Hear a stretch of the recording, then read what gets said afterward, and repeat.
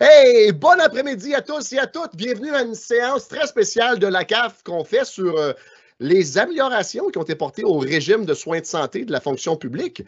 Mon nom est Danny Richard, les amis, très fier de vous servir comme président de votre syndicat pour la CAF et je suis accompagné aujourd'hui de Stéphanie Rochon-Perra. Bonjour Stéphanie. Bonjour tout le monde. Alors, plaisir d'être parmi vous aujourd'hui. Mes pronoms sont le L et puis je suis directrice du contenu de travail et d'équité à la CAF.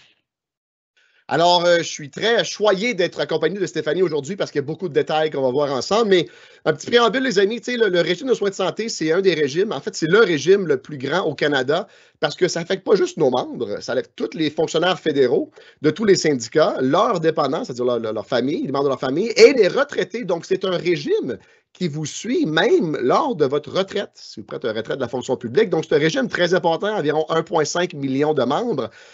Et malheureusement, ça faisait plus de 15 ans qu'il n'avait pas été mis à jour. Donc, c'était quand même le temps là, de discuter du plan parce qu'à chaque année, ça rempirait. Donc, je pense qu'on a fait des bonnes améliorations. On va passer à travers ces améliorations-là aujourd'hui.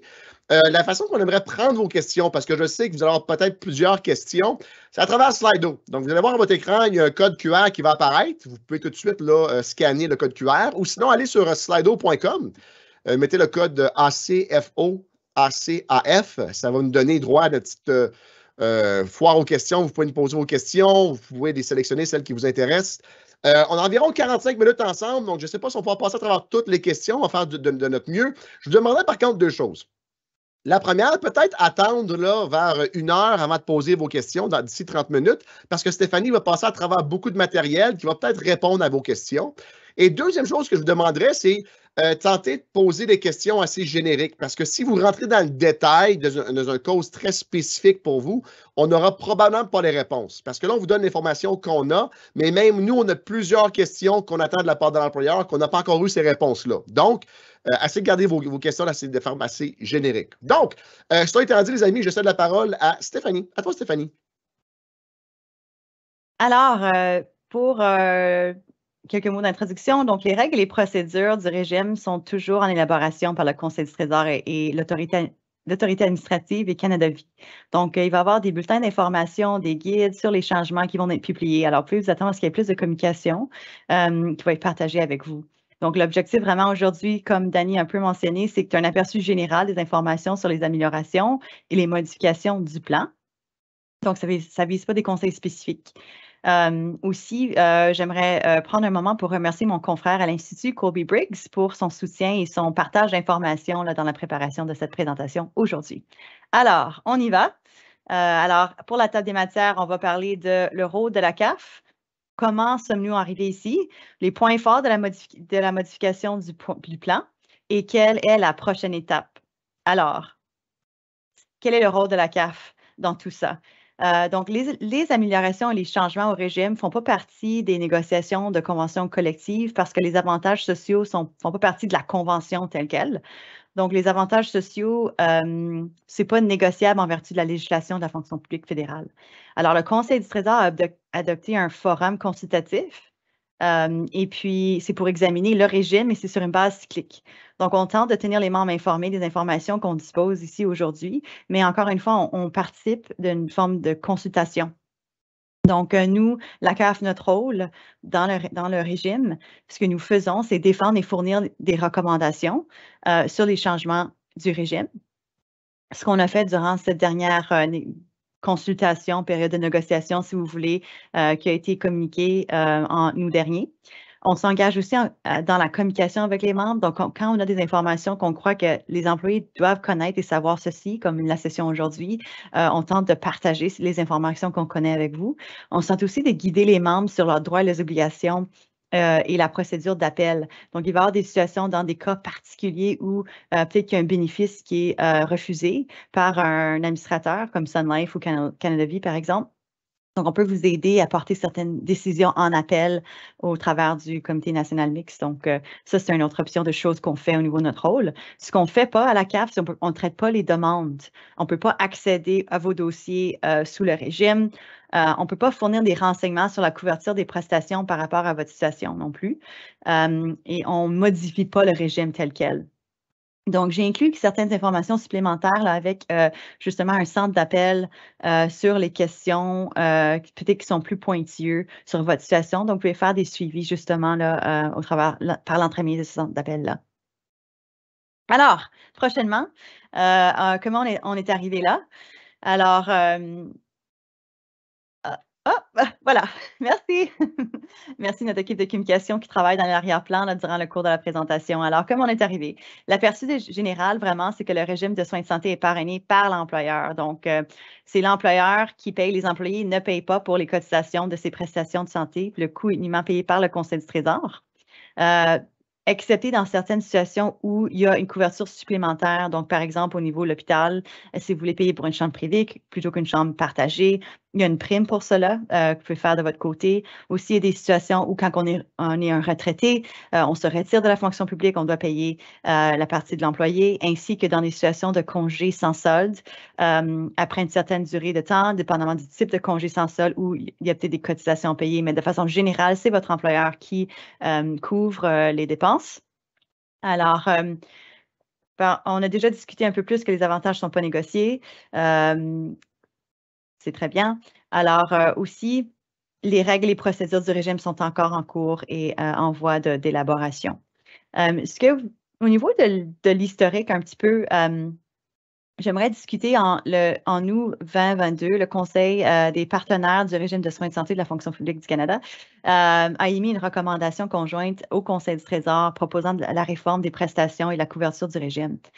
Donc, les mises à jour du régime sont basées sur des commentaires des membres. Donc, ce qu'on a fait, entre autres, c'est on a eu un sondage en 2017. Donc, ça, c'est comment longtemps que ça nous a pris à arriver où est-ce qu'on en est. Là, on s'est basé sur des commentaires du sondage 2017, en plus des demandes et des appels qu'on a eus dans notre boîte générique de relations de travail, des communications avec les membres.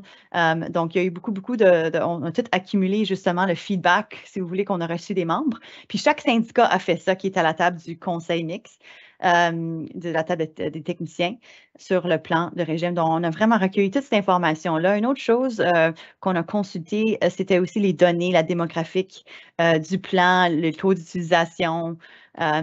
Aussi, on a fait part de données sur l'équité, la diversité et l'inclusion aussi pour aider à apporter des éclaircissements sur des choses dans le plan qu'on devait changer potentiellement pour être plus équitable.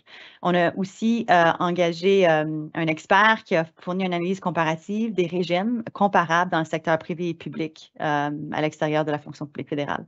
Donc, c'est un peu ça. Il faut comprendre que c'est un processus de consultation. Et puis, le Conseil du Trésor est vraiment à la tête de ces négociations-là au niveau du pouvoir décisionnel. Une autre chose que j'aimerais mentionner, c'est que notre plan au régime était vraiment déséquilibré. Alors, ce qu'on a vu, c'est qu'il y avait vraiment les grosses dépenses étaient sur le prix des médicaments et aussi sur la physiothérapie. Donc, ça, c'était au détriment des autres bénéfices dans le plan. Donc, il y avait un besoin de rééquilibrer le plan pour que ce soit plus équitable pour tous. Donc, c'est un peu ça que cette réforme, si vous voulez, ou ces changements-là ont voulu susciter. C'est sûr que c'était ça un peu l'approche du Conseil du Trésor qui voulait engendrer des changements prioritaires là, sur ces deux éléments-là. Alors, quand on a commencé les consultations en 2018, le président du secrétaire du Conseil du Trésor nous a donné un mandat d'un ratio de partage des gains de 50 %. Donc, c'est vraiment un mandat à coût négatif quand on a commencé en 2018. Puis, c'est important de mentionner ça parce que ça l'explique un peu comment ça nous a pris tellement de temps à pouvoir arriver à un meilleur plan ou des changements à un plan parce que justement, ce ratio-là de partage des gains de 50 % ça faisait en sorte vraiment que c'était négatif pour les membres. Donc, à ce moment-là, quand on est arrivé en 2012, l'employeur a modifié son mandat pour un mandat de neutralité des coûts en 2022. C'est un peu ça ce qui est arrivé au niveau des développements à la table des consultations. On avait aussi avec des consultants indépendants, ont examiné puis ils nous ont dit que les prix des médicaments dans notre plan étaient vraiment gonflés, qu'il y avait des frais de pharmacie excessifs dans notre plan comparativement à d'autres plans. Fait que c'est vraiment un domaine qu'on avait besoin de changer. On avait aussi des cas de fraude dans notre plan, notamment en physiothérapie, où des changements s'imposaient là, pour ces raisons-là. Donc, ça fait un peu partie de l'examen de votre plan de façon très générale, là. Donc ça, c'est un peu un aperçu là, de comment est-ce qu'on est arrivé ici. Donc, maintenant, on va aller aux nouveaux bénéfices. Merci beaucoup. Alors, je ne vais pas passer au travers chaque item individuel, mais ce que je vais faire, c'est mettre l'accent sur certains éléments qui ont été changés. Donc, les lubrifiants injectables, par exemple, pour les douleurs articulaires et l'arthrite. C'est un traitement spécial. Par exemple, souvent, on utilise les viscosupplémentations ou un autre lubrifiant là, pour le cartilage qui peut aider à réduire la douleur ou le soulagement à long terme pour aider à retrouver une certaine mobilité. Alors ça, c'est un nouveau bénéfice qui n'était pas prévu dans le plan avant. Alors, c'est quelque chose qui va être roulé justement là, à partir de juillet 2023. On a aussi l'affirmation de genre. Donc, les membres nous ont dit que l'équité et l'inclusion sont importants. Et puis, pour eux, et je suis vraiment fière d'avoir fait partie du comité technique pour apporter ce nouvel avantage pour la santé de nos membres qui sont transgenres. C'est une grande victoire pour nos membres transgenres. Ça couvre certaines procédures qui aideront nos membres transgenres à être et se sentir comme eux-mêmes. Alors, c'est un avantage qui est pas très, qui est 75 000 maximum pour la vie d'un membre dans le plan, mais c'est vraiment très peu coûteux, dans le sens que c'est vraiment limité à certaines personnes qui vont l'utiliser. Et alors, c'est pas quelque chose qui est très coûteux quand on regarde toutes les dépenses du plan, mais ça l'aide vraiment à rencontrer un besoin de santé pour ceux qui en ont besoin, essentiellement. Donc, ça a un impact assez important au niveau de la santé de ceux qui ont besoin de ce bénéfice-là. Alors, je n'ai pas d'autres détails en ce qui concerne la couverture ou le bénéfice, mais c'est quelque chose qui va être déterminé, qui va être communiqué justement avec le Conseil du Trésor et aussi Canada Vie. Maintenant, on va continuer. Alors, pour les soins de santé mentale, il y a une augmentation de 3 000 $. Donc, on passe de 2 000 $ à 5 000 $. Alors, il y a aussi une expansion au niveau des fournisseurs, donc comme les travailleurs sociaux, les conseillers autorisés, les psychothérapeutes. Donc, il n'y a aucune ordonnance qui est requise. Ça s'agit d'un changement important qui va vraiment éliminer les obstacles à l'accessibilité des soins de santé mentale. Donc, c'est une grande victoire pour les employés. Il y a beaucoup plus d'informations qui est à suivre, mais incluant une liste là, des fournisseurs qui sont désormais couverts. Donc, vous pouvez vous attendre à ce que des communications vont suivre du Conseil du Trésor à cet égard-là. Physiothérapie, changement assez majeur. C'était un des points les plus difficiles vraiment là, au niveau des consultations et des changements pour nous parce qu'on sait que nos membres qui utilisent beaucoup de physiothérapie en ont vraiment besoin. Alors, c'était très difficile là, juste au niveau des discussions pour voir qu'est-ce qu'on pourrait faire au niveau de ces changements. Alors, ce n'est pas une décision qui a été prise à la légère. Utilement, c'était la décision du Conseil du Trésor d'engendrer ces changements-là. Mais dans le modèle actuel, vous bénéficiez d'une couverture de 80 pour les traitements pour les premiers 500 $. Puis après ça c'est 5 $ par an. Puis là, ensuite, tu as une couverture justement là, de entre 500 et moins de 1 000 $, ce qu'on appelle le corridor, où il y a zéro couverture, il n'y a aucun remboursement. Et puis après ça, après le 1 000 $, justement, on a par la suite une couverture de physiothérapie qui est illimitée à 80 %. Donc ça, c'est le modèle qui est en vigueur présentement. Et la difficulté avec ce modèle-là qu'on a eu, c'est que, puis on voyait dans la démographie aussi au niveau des données, c'est qu'il y a beaucoup de membres qui n'utilisaient plus la physiothérapie une fois qu'ils arrivaient aux 500 $, le 500 $ initial, parce qu'il n'y avait pas les moyens pour être capable de couvrir le corridor de 500 à 1 000 $. Fait qu'on avait des gens qui arrêtaient d'utiliser, qui n'allaient plus voir la physiothérapie à ce moment-là. Donc, on avait vraiment cet écart-là à combler. Et puis, donc, c'est une des raisons parmi plusieurs là, au niveau des changements qui étaient nécessaires. Alors, il y a aussi également, je pense que j'ai fait mention là, le nombre de cas de fraude et de facturation qui étaient suspects là, dans les réclamations qui résultaient justement, qui étaient affiliés avec la prestation illimitée. Donc, on a eu des changements importants au niveau de la physiothérapie et ça, c'est ce qui va être déclenché là, à partir de juillet 2023.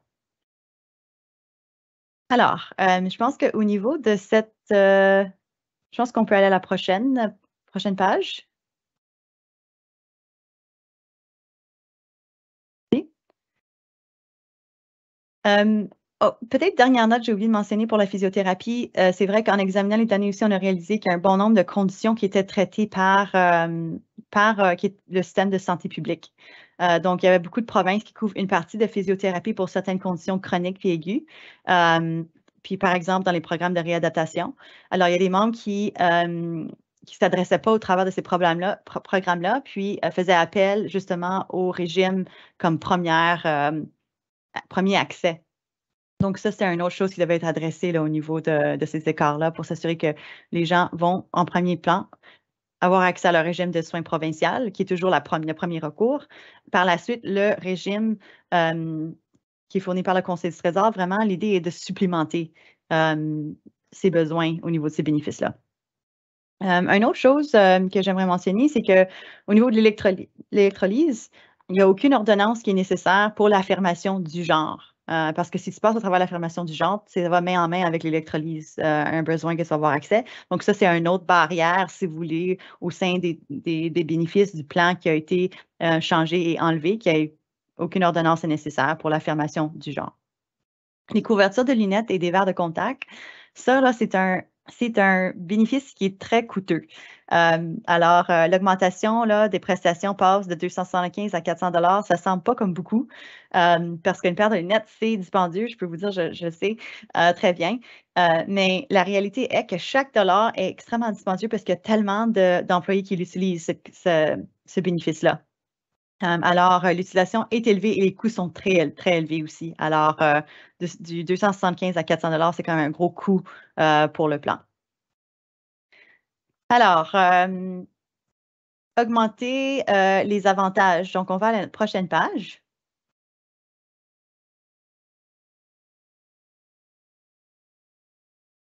OK. Oui, alors, il y a aussi eu des augmentations des bénéfices au niveau du traitement du diabète. Je pense qu'il y avait des grands écarts là qui avaient besoin d'être comblés. Donc, il y a vraiment eu des augmentations importantes là, pour le traitement du diabète qui ont été inclus dans le plan. Et aussi au niveau de l'équipement durable pour les marchettes et les chaises roulantes. Donc, je vais juste tenir à noter ces deux changements-là aussi de bénéfices. Prochaine page. Excellent. Alors, augmentation des bénéfices. La couverture hospitalière, donc, c'est destiné aux employés qui choisissent de payer une couverture supplémentaire pour obtenir une meilleure couverture si c'est un séjour hospitalier. Alors, au niveau là, ça, c'est quelque chose qui est en grande demande, en fait, des membres. Pouvoir payer de façon additionnelle pour une couverture, pour aller d'une chambre privée au lieu d'une chambre partagée. Donc, la couverture a été augmentée de 30 $ par jour. Et aussi, l'allocation de voyage d'urgence a été doublée jusqu'à 1 million. Donc, ça, c'est deux gains, deux changements positifs au plan aussi. Alors, les changements maintenant. Prochaine catégorie. Alors, les changements importants au niveau de l'autorisation préalable et des substitutions de médicaments génériques. Actuellement, le régime n'a pas beaucoup de règlements ou de règles concernant la prestation pharmaceutique. Ça signifie que toutes les personnes qui réclament des médicaments, peu importe le coût, est approuvé par défaut. Donc, à l'heure actuelle, disons qu'il y a un médecin qui prescrit un certain médicament, puis le médicament coûte 100 000 $ par mois, ça va être automatiquement remboursé. Pas de questions posées. Maintenant, avec justement l'autorisation préalable, c'est un programme qui va falloir demander la permission, justement, l'autorisation, je devrais dire, pour que ça soit couvert, avant que ça soit couvert. Ça va être plus automatique. Alors, ça va être pour des médicaments qui sont très coûteux. Il va y avoir une liste. Ça n'inclut pas la plupart des médicaments. Là. On parle d'une liste quand même assez restreinte de médicaments qui sont très, très, très coûteux. C'est un processus, il faut vérifier l'autorisation de la compagnie d'assurance qui va être Canada Vie pour voir si ça va être approuvé avant de commencer à prendre le médicament. Donc, une des raisons pour laquelle ce changement-là, c'est que des 10 à 15 dernières années, c'est un coût énorme au régime. Les compagnies pharmaceutiques aussi facturent beaucoup plus pour les médicaments parce qu'il existe très peu de réglementation au Canada sur le prix des médicaments. Donc, le régime paye davantage pour les médicaments qui sont prescrits, qui sont pas nécessairement aussi meilleurs pour la personne, dans le sens que, disons qu'au lieu d'avoir une marque, un médicament qui est d'une marque spécifique, ça pourrait être la marque générique, par exemple. Donc, ça, c'est là aussi un changement important là, dans le déroulement des développements du plan. Parce que notre plan utilise beaucoup de médicaments de marque par rapport à d'autres plans, puis on a une des études qui démontre ceci. Donc, dans le nouveau plan, l'administrateur va vous demander à vous, les médecins, comme pourquoi vous avez besoin de... Vous ne pouvez pas avoir le générique si vous vous demandez pour avoir le nom, la marque de nom. Si vous avez une allergie ou une condition médicale qui ne permet pas un générique, ça ne devrait pas être un problème. C'est vraiment basé, si c'est une question qui est basée de préférence personnelle, ou est-ce que vous voulez absolument avoir le nom et non pas le générique au niveau du médicament. Alors, il faut tenir en compte que lorsque le régime dépense des sommes importantes en médicaments, cela signifie qu'il reste potentiellement moins d'argent à dépenser ailleurs, sur d'autres types de prestations de santé. Alors, c'est pour ça qu'on essaie de trouver d'autres manières plus efficaces, justement, pour qu'il y ait le moins d'impact sur nos membres, mais aussi qu'il y ait le plus de bénéfices, que si c'est de bénéfices qu'on peut augmenter les bénéfices comme de vision, par exemple, de lunettes ailleurs, quand c'est possible. Mais je dis ça, mais ce n'est pas la CAF qui prend ces décisions-là aussi. C'est un processus de consultation avec le Conseil du Trésor là, au niveau des paramètres du plan du régime. Alors, j'aimerais aussi mentionner que la CAF, nous avons vécu la mise en vigueur justement de notre autorisation préalable avec NAV Canada, avec nos FI qui sont à NAV Canada. Puis, ça a bien fonctionné. C'est sûr qu'il y a eu une période justement d'adaptation avec de nouveaux protocoles, processus des guides, mais ça s'est très bien passé. Puis, on a passé au travers avec le groupe des FI qui est à NAV Canada. Alors, c'est sûr que s'il y a une raison pour laquelle vous êtes déjà sur un médicament qui serait peut-être sur la liste d'autorisation préalable après juillet 2023, si vous êtes déjà sur ce médicament-là, vous avez certains droits acquis pour continuer avec ce médicament-là. Donc, c'est quelque chose que les syndicats ont trouvé très, très, très important de s'assurer qu'il y ait le moins d'impact possible, surtout s'il y a des membres qui sont déjà sur ces médicaments-là. Alors, autant que possible, ces membres-là vont pouvoir rester sur le même médicament. Ça, c'est l'information qu'on reçoit pour maintenant, mais d'autres informations sont à suivre et seront fournies par le régime lui-même sur le site Web, sur le Conseil du Trésor et Canal de Vie aussi. Je dois mettre une note, par contre, que les membres pourraient devoir potentiellement remplacer leur médicament biologique qui existe par un biosimilaire dans le cadre du nouveau régime. Donc, c'est quelque chose que nous sommes au courant, puis on garde un œil sur ça, sur la mise en œuvre des modifications du régime par rapport à ça. Parce que les produits biologiques sont destinés à traiter des conditions qui sont chroniques. Par conséquent, les inquiétudes et l'anxiété de nos membres, c'est face ce changement-là. Justement, s'ils sont déjà sur un biologique, ça fait longtemps qu'ils sont sur un biologique. Alors, il y a une inquiétude à avoir à changer un biosimilaire. Donc, c'est quelque chose qu'on garde la puce à l'oreille, comme on dit, pour faire sûr qu'on est au courant de ce qui se passe. Mais ça se pourrait que l'administrateur vous propose un biosimilaire, puis là, il va avoir une discussion avec votre médecin à savoir est-ce que ça serait approprié. Peut-être que ce n'est pas approprié. C'est une perspective médicale. Et ça, c'est l'information qu'on renvoie à l'administrateur à ce moment-là. Donc, ça va être géré au cas par cas. Mais sachez que c'est sûr que ça ne va pas être automatique que tous ceux qui sont sur les biologiques doivent être sur les biosimilaires le 1er juillet 2023. Ce n'est pas du tout le cas. Alors, il va y avoir une période justement là, d'un protocole, là, si vous voulez, au niveau des développements à ce niveau-là, puis ça va être au cas par cas. OK. Alors, prochaine suite, on continue. Je pense qu'on va juste retourner sur l'autre page, s'il vous plaît. Désolée. Merci. Alors, ce que je voulais dire sur la couverture des médicaments onéreux, c'est sûr qu'il y a des changements qui ont été acquis. Justement, on va avoir jusqu'à des frais de 3 000 à 3 500. Et puis ça, c'est le premier développement de la première augmentation depuis 2006 sur la couverture des médicaments onéreux. Ça ne semble pas comme beaucoup, mais c'est la première fois depuis 2006 où est-ce qu'on on a une augmentation à ce niveau-là. Prêt d'exécution de la pharmacie, donc le plafond des frais ne va pas s'appliquer sur les biologiques ou les médicaments qui sont composés, là, ce qu'on appelle les fameux compound medication. Alors, au niveau des limites de fréquence et les plafonds des frais, ce que j'aimerais juste rajouter à ce niveau-là, c'est qu'il y a une attente que les membres doivent économiser sur les frais de préparation en obtenant un suffisamment de médicaments pour, disons, 3 mois ou assurer que votre ordonnance est en vrac autant que possible pour économiser sur les frais d'exécution qui sont facturés par votre pharmacie. Donc, ce changement vise à modifier le comportement de l'utilisateur pour économiser sur les frais de revendiement des médicaments. Alors maintenant, le plan facture 8 va facturer 8 pardon. Ça, c'est à partir de juillet 2023. Alors, si votre pharmacie facture 12 à ce moment-là, pour les frais d'exécution de l'ordonnance, vous allez devoir payer la différence. Alors, c'est important, c'est un changement quand même assez important. Alors, je vous encourage à magasiner, trouver une pharmacie comme des chaînes ou des clubs de discount comme Costco, par exemple, ou des pharmacies par correspondance en ligne qui vont vous livrer les médicaments directement à votre résidence sans frais supplémentaires. Donc, ça, c'est le genre de choses qu'il va falloir d'être au courant que dépendamment de votre pharmacie, ça se peut que ça soit plus haut que les 8 Alors, il va falloir vérifier et regarder. Une question qu'on a souvent, c'est au Québec, nos membres au Québec nous demandent mais comment ça va se passer pour moi? Puis à ce moment-ci, ma compréhension, parce que le Québec a une législation sur les honoraires d'exécution, sur les frais de majoration, sur la fréquence des honoraires d'exécution. Alors, je crois comprendre que la limite du plafond de 8 ne va pas s'appliquer aux membres du Québec. Mais il y a plus de détails qui vont suivre à ce sujet du Conseil du Trésor et Canada Vie aussi. Alors, pour nos membres du Québec, je vous conseille de juste rester à jour, suivre la communication, parce que ma compréhension est que ça ne va pas s'appliquer à vous pour le 8 là, au niveau de la limite. Alors, je pense que c'est ça que j'avais préparé pour aujourd'hui. On va aller à la prochaine page. Merci.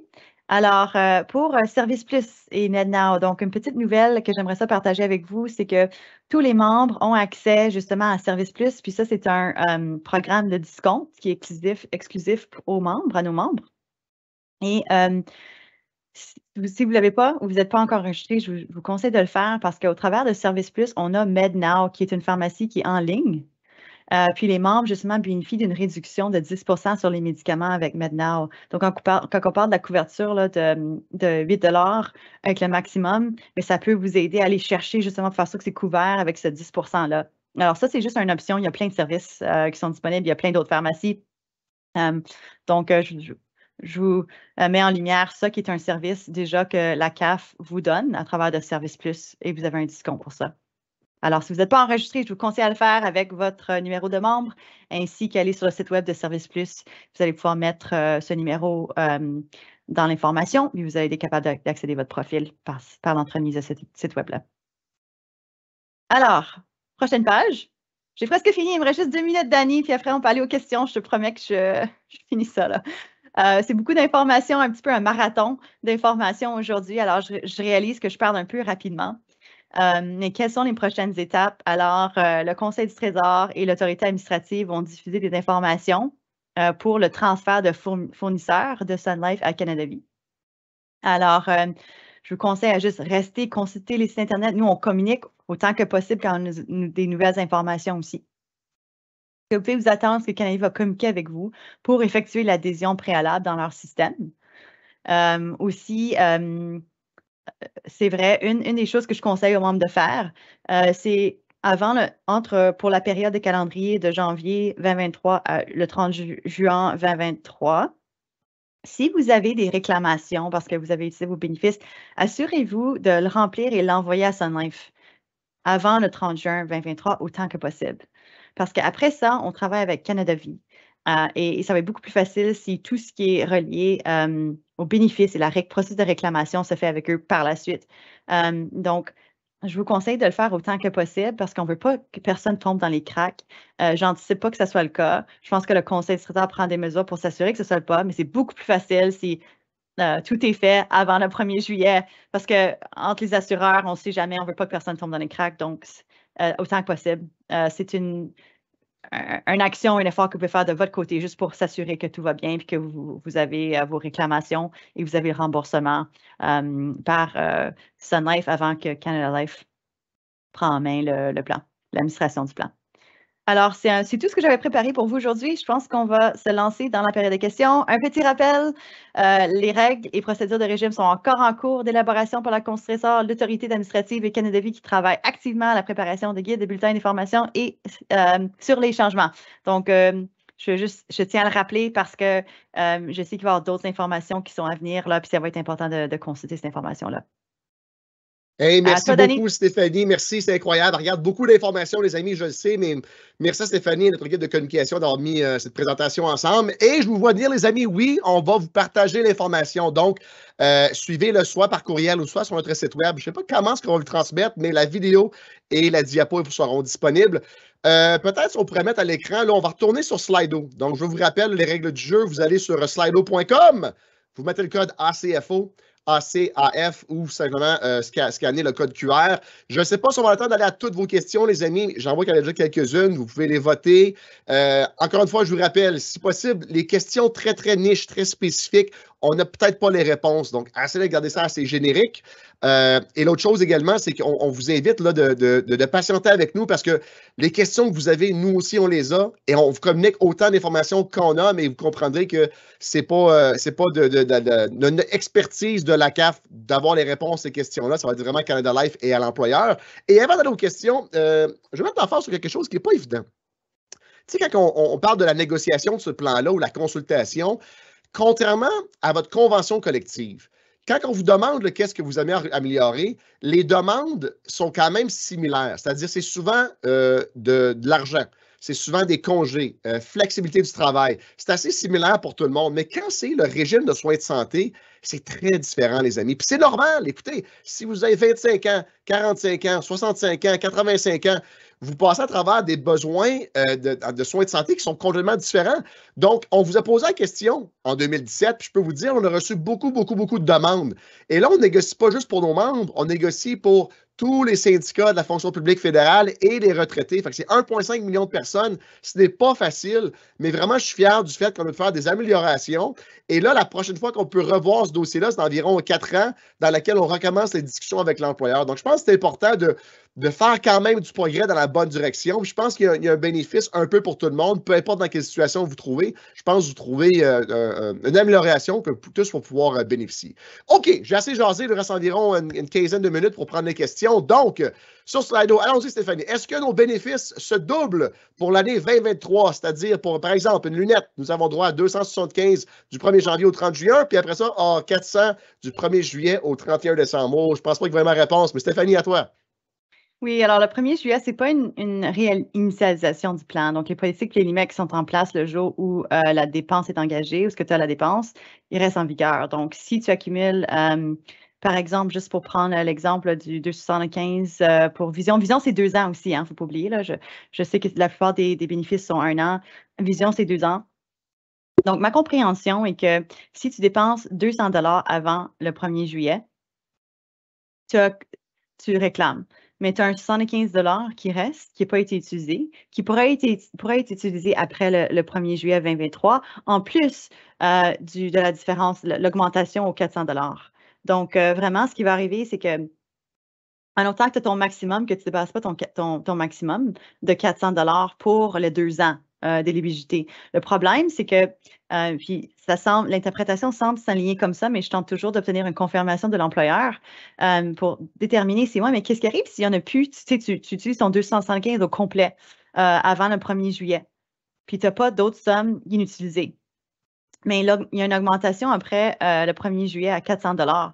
Mais si tu as tout utilisé ton 215, qui est le maximum avant le 1er juillet pour la vision, pour ce qui est de vision, c'est que tu as utilisé le maximum que tu avais pour ces 2 ans-là. Donc, est-ce que tu vas être éligible pour la différence qui va arriver après le 1er juillet? Puis, on n'a pas des précisions à cet égard-là. Puis, il y a beaucoup de suivi qui a été fait pour essayer d'avoir cette confirmation-là. Donc, ma compréhension, c'est qu'en autant que tu as un fonds qui n'est pas utilisé, qui n'a pas été encore utilisé, donc disons que tu as dépensé 200, mais il t'en reste encore le 75, tu peux l'amener à l'année après. Puis en plus, tu vas avoir, à cause de ne pas tout maximiser l'utilisation du bénéfice, tu vas avoir accès aussi aux augmentations. Mais l'impression que j'ai en ce moment, c'est que si tu as maximisé toute ta couverture pour la vision avant le 1er juillet, que tu n'auras pas nécessairement accès à l'additionnel, si tu veux les augmentations après le 1er juillet, parce que les termes du plan, c'est tu as un maximum pour le 2 ans. Donc, je sais que c'est un peu d'ambiguïté là ici. Je n'ai pas de réponse spécifique, mais c'est quelque chose qu'on fait des suivis. D'avoir plus d'informations à suivre, on a demandé à nos confrères au Conseil du Trésor de livrer la communication, apporter des précisions, parce que c'est des questions importantes.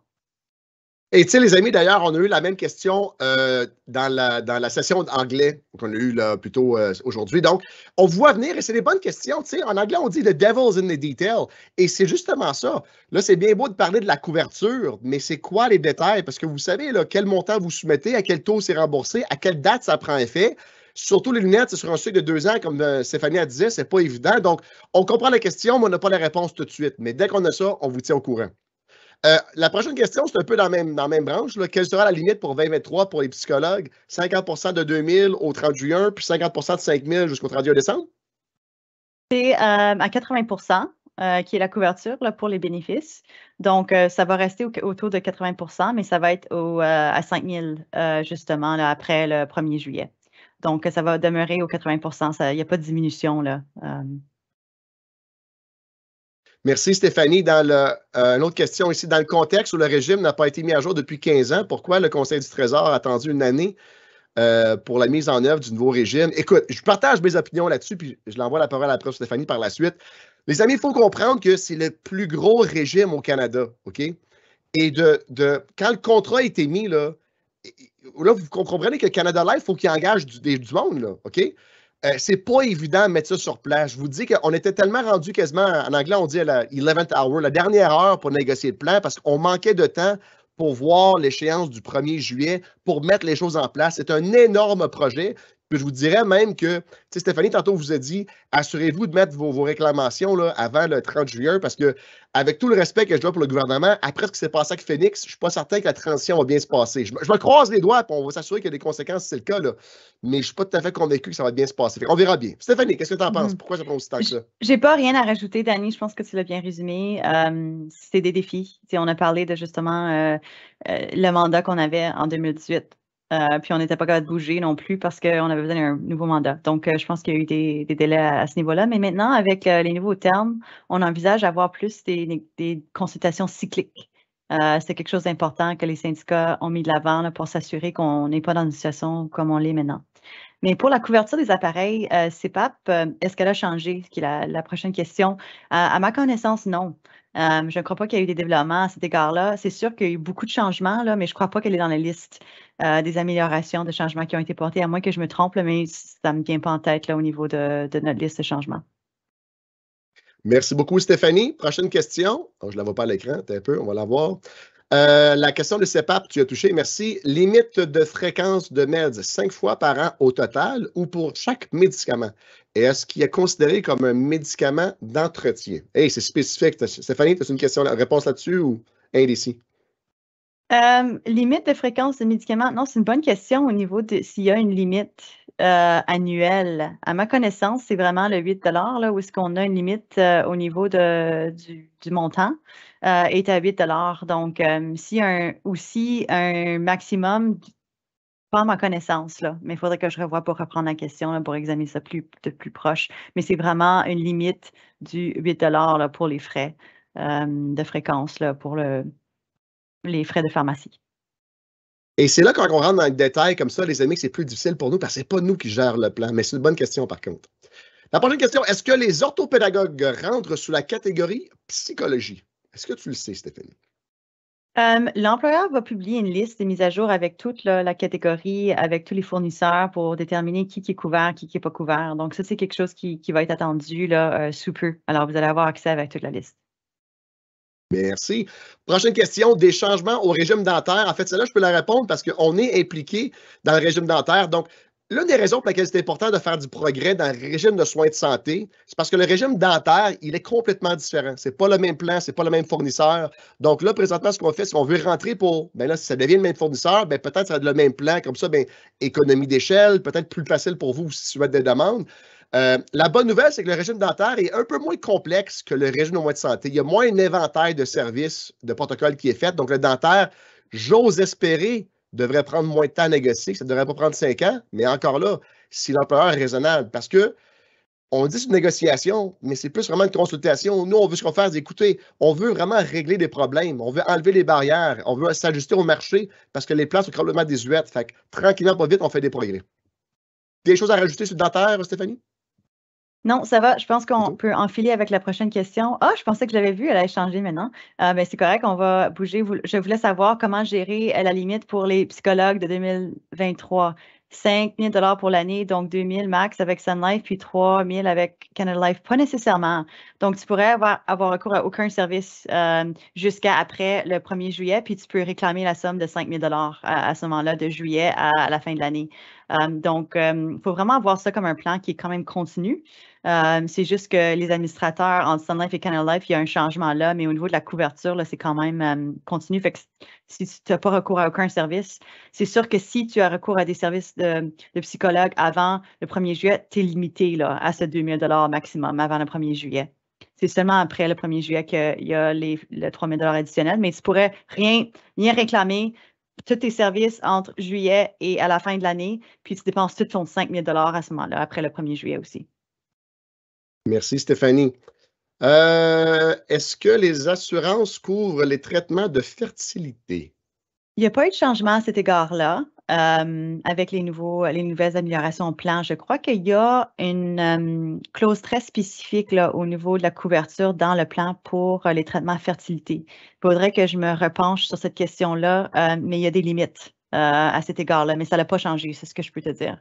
Il faudrait, si tu veux faire un suivi à la boîte générale des relations de travail, je pourrais t'envoyer là, justement l'information sur le plan qui porte sur les traitements de fertilité, mais il n'y a pas eu de changement là. Ou appeler Sun Life directement, ils vont vous le dire. C'est à Sun Life, ils vont vous le dire. Oui, c'est vrai, Danny. En fait, c'est peut-être mieux. Est-ce que ça s'applique également aux retraités de la fonction publique? Ben, bonne nouvelle, Stéphanie, ça s'applique-tu aux retraités? Oui, ça s'applique aux retraités. Justement, l'Association des employés retraités était à la table des consultations. Alors, oui, c'est juste que les retraités, eux, ils ont la portion de l'employé qu'ils doivent payer justement avec l'employeur. Donc, je te dirais que c'est ça la différence, mais non, tout le monde tombe sous le même plan. Et c'est pour ça d'ailleurs que c'est important de faire des améliorations continues dans ce plan-là, parce que c'est pas juste durant votre carrière, c'est même lorsque vous êtes retraité, c'est vous et vos dépendants. Fait que c'est pour ça que c'est important de vraiment avoir à ce plan-là pour continuer à l'améliorer. C'est vraiment important. Stéphanie, est-ce que les kinésiologues sont couverts? Est-ce que tu le sais? Il n'y a pas de changement à ce niveau-là, au niveau des kinésiologues. Donc, c'est quelque chose que tu pourrais faire un suivi avec Sun Life là, pour déterminer s'ils sont couverts sur le plan actuel. Mais à ma connaissance, il n'y a pas de changement là, à ce niveau-là pour ces spécialistes-là. On poursuit. Je suis célibataire, sans famille. Pourrais-je inclure ma mère dans mes assurances? Hey, ça serait le fun, ça, hein, si tu pourrais juste nommer des personnes. Mais il y a des conditions à remplir. Je ne sais pas si on connaît les conditions, là, mais les définitions à satisfaire. Ouais, Stéphanie? Oui, il y a des conditions. Ça se peut que tu aies un dépendant qui vit avec toi, par exemple. Puis là, il pourrait avoir différents membres de la famille qui qualifient comme dépendants. Donc, tout dépend de ta situation familiale. C'est quelque chose qui est possible. Et d'où l'importance de communiquer avec Sun Life pour l'instant, par la suite. Mais tu sais, il y a peut-être des bénéfices auxquels vous avez droit que vous ne savez même pas. Et des fois, il peut y avoir des exceptions. Fait que moi, je dis toujours, communiquez avec l'assureur et expliquez votre situation. Commentaire, merci beaucoup, Stéphanie Danet. Eh bien, merci à vous. Et merci à vous de remplir les sondages et de lire nos courriels. C'est toujours apprécié. On rentre dans le spécifique, Stéphanie. Là. Je ne sais pas si tu le sais. Est-ce qu'au niveau des prothèses capillaires, cela est limité aux perruques? Est-ce que les définitions seront revues sous peu? Spécifique, là. Bonne question. Il y a eu des discussions sur ça et j'essaie de me souvenir où est-ce qu'on est atterri là, au niveau des changements. Il y a eu des développements au niveau de la limite pour les perruques. Mais au niveau des prothèses capillaires, là, bonne question. Ça, c'est quelque chose qui faudra faire un suivi. Là. Je ne pourrais pas te répondre là, sur comme ça. Donc, reste à voir. À suivre, à suivre.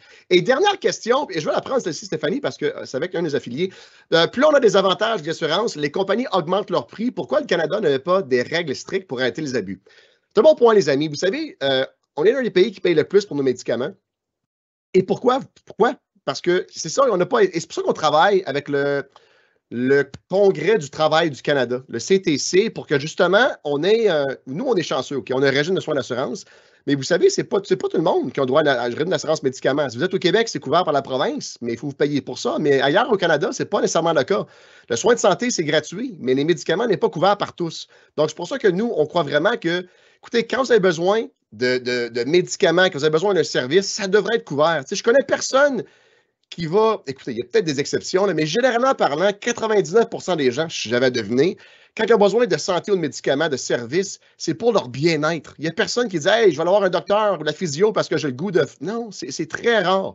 Donc, c'est pour ça que nous, on croit que ces bénéfices-là, les gens devraient y avoir accès. Mais je suis d'accord avec vous. Là. Je pense qu'avec un pouvoir d'achat pour dire, regarde, là, si l'objectif de la compagnie d'assurance, c'est de faire du profit, peut-être qu'il faudrait trouver un moyen d'avoir une meilleure gouvernance pour empêcher cela. La bonne nouvelle, c'est qu'au moins, le gouvernement du Canada, à travers ce plan-là, a quand même, écoutez, un avantage de prix assez important parce qu'il y a 1,5 million de contribuables qui est touché par ce plan. Autre chose à rajouter, Stéphanie, sur ce point-là ou un autre point? Non, mais je vous remercie. Si vous avez des questions aussi, vous pouvez toujours communiquer avec notre boîte générique de relations de travail. Si vous avez des questions, on va faire de notre mieux pour y répondre.